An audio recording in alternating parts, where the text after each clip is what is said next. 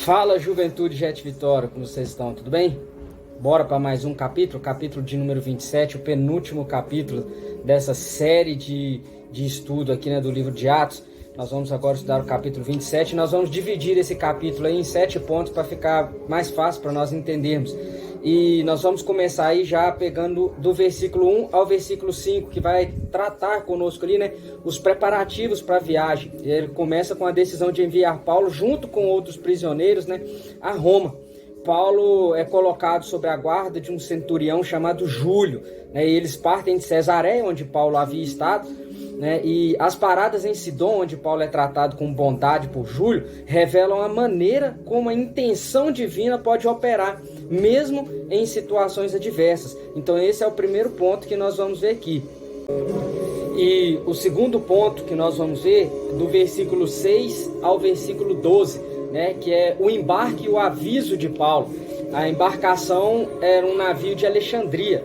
Então, durante a viagem, uma série de eventos se desenrolaram que mostram a natureza desafiadora da navegação.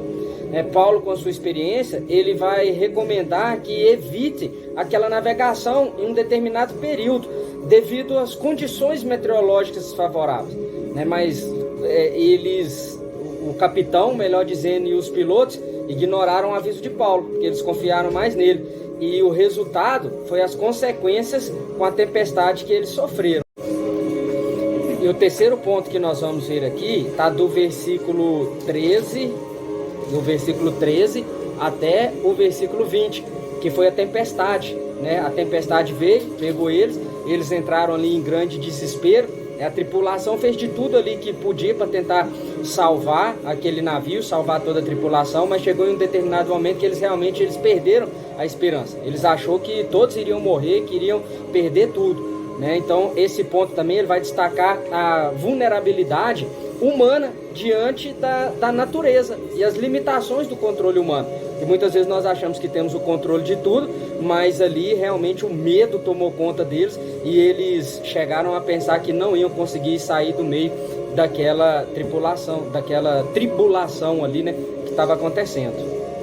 E agora, do versículo 21 ao versículo 26, nós vamos tratar aqui um outro ponto, que é a intervenção de Paulo.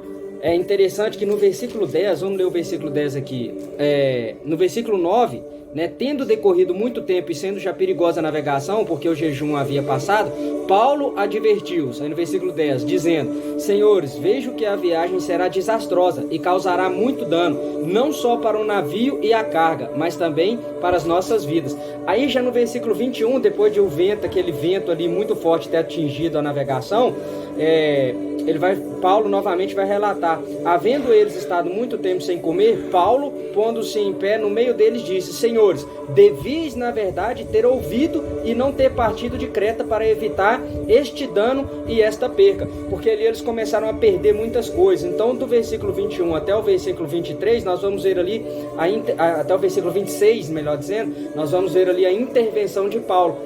Paulo falou com eles: vocês não me deram ouvido? Tá, tudo bem, mas não precisa se preocupar, porque não vai se perder ninguém vai se perder nessa viagem, porque Deus, Ele mesmo falou comigo que eu estaria ali na presença de César. Então nós vamos chegar ao destino dessa viagem. Então Paulo interveio e ele pôde dar uma palavra ali, mesmo num momento de tanta dificuldade, Paulo ainda deu uma palavra ali de Deus para aquele povo. E aí nós vamos ver um outro ponto agora, que é do versículo 27 até o versículo 32, que é a chegada à ilha de Malta. Conforme a tempestade continuava, um navio se aproximava de uma costa desconhecida, e ali é relatado as táticas. Alguns marinheiros ali, eles começaram a jogar os barcos salva-vidas para tentarem se salvar. Mas aí Paulo, como líder que sempre foi, ele se levanta e dá mais uma palavra direcionada para aquele povo ali novamente. Ele vai chamar o capitão e vai dizer: se esse povo pular aqui do navio para o barco, eu não poderei salvar nenhum deles. mas a palavra que eu tenho é que permaneçamos todos aqui no navio, que nós vamos chegar no nosso destino. Mas para isso precisam todos continuar a bordo. E aí vai mostrar ali, né, um episódio que ilustra a importância da unidade e da confiança em um líder diligente, que Paulo se levantou ali e deu uma palavra: fiquem todos aqui. E aí nós vamos ver que o capitão, ele vai cortar a corda ali de todos os barcos salva-vida para que ninguém saia do navio, e todos permaneceram no navio. E um outro ponto que nós vamos ver aqui agora está entre o versículo 33 e o versículo 38, que Paulo vai relatar ali para eles a importância deles comerem, porque afinal de contas eles já estão 14 dias ali navegando, e aquele povo não quer mais saber de comer, né? Mas a crise continua ali, o barco, o navio que eles estão ainda estão meio perdidos, e Paulo vai falar a importância deles comer, tanto para eles manterem o físico quanto a questão moral. Então eles precisavam comer, e ali Paulo vai fazer algo muito grande, algo extraordinário, que ele vai pegar o pão, partir o pão e dar graças a Deus. O que ele está fazendo ali? Um eco da instituição da ceia do Senhor, é o que ele está fazendo ali naquele momento. Então esse é um outro ponto muito importante. E agora, do versículo 39 ao versículo 44, nós vamos ver o último ponto aqui, que é o naufrágio e o resgate, né? O navio finalmente encalhou e os soldados decidiram ali executar os prisioneiros, mas por uma ordem do capitão, Paulo vai ser salvo, né? Por uma intervenção do capitão, e ele vai chegar em Malta com todos os prisioneiros a bordo. E isso vai mostrar para nós a providência de Deus. A segurança e a proteção de Paulo são notórios, mantendo a narrativa ali de soberania divina presente nos eventos em que ocorreram.